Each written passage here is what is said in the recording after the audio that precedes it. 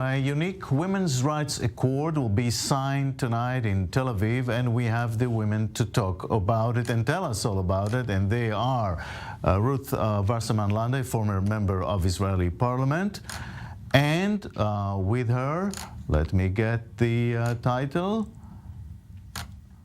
Gila Clara Jesus, Peace Ambassador of UNESCO, Artist for Peace, right?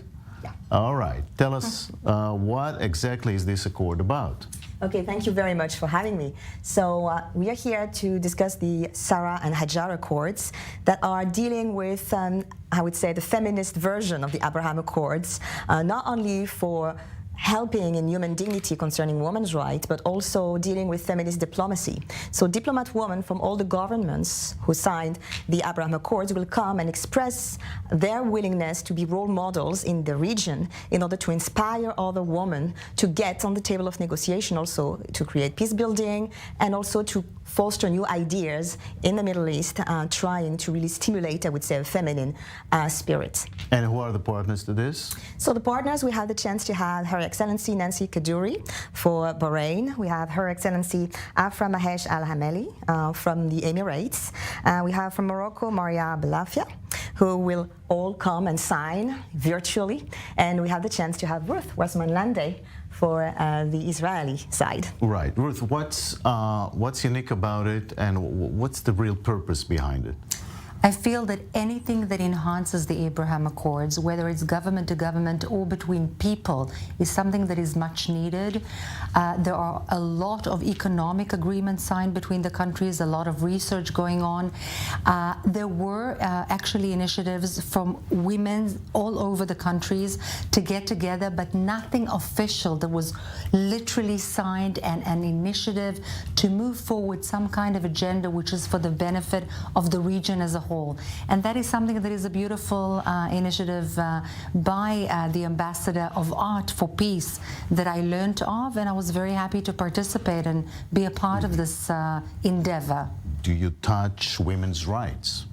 I touch really women's rights when it comes to human dignity, which means really trying to treat, humanly speaking, women. And we are trying to touch also showing that a coalition of women diplomats could also think about something else than things linked to women. So we're trying to imagine, hubs to get creative solutions. Why not about poverty? Of course, all that under government supervisions. So when I knocked on the door to all the governments, with what I'm calling diplomatic entrepreneurship, the first reaction of the women were, well, I need to ask permission for my governments to say if yes or no I'm able to sign those agreements. And I was the one to adapt the agreements, the Abraham Accords, into the Sarah and Hajar Accords. So, but everything was done really following the supervision of the government. So this will be also done in the future for the future action. Right. Ruth, women's rights, it's a very sensitive and delicate issue. I mean, even in Israel, there's a big argument about what's going to happen.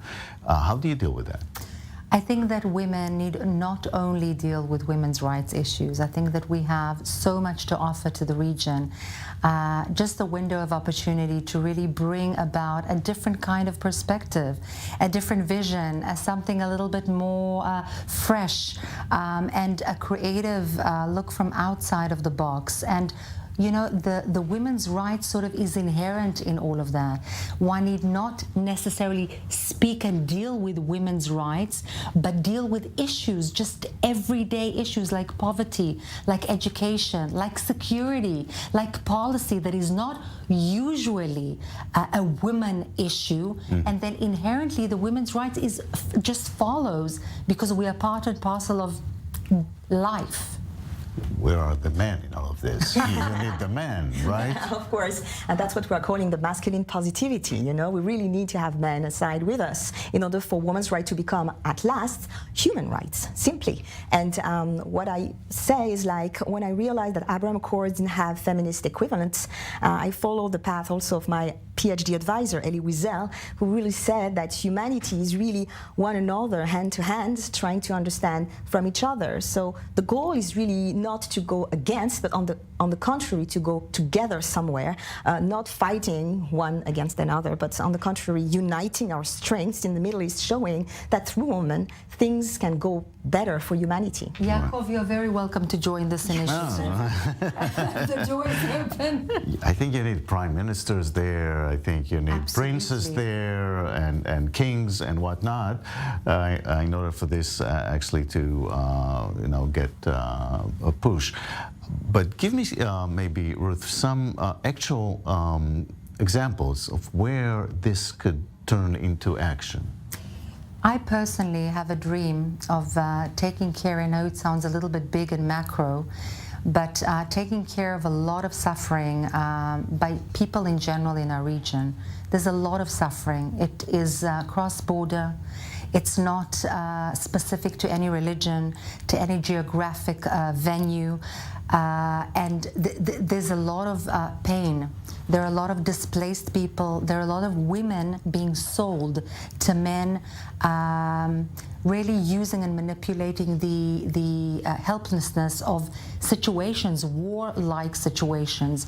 And I feel as women we can have the foresight to really operatively, concretely, not in idea, not just in talks, but in actions, draw attention to these issues and take care of them with men, with children, with elderly, with women, but the women will be the driving force thereof. And I believe that such action will bring about peace.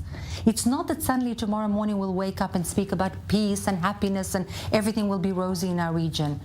We're a little bit more practical than that. But if we do something which is cross-border, cross-religion, cross-issue, things will just come afterwards, because after all, we are all human beings. I wish you good luck, and thank you very much. Thank you Gila very much. and Ruth, thank you very much. Thank you. Thank you.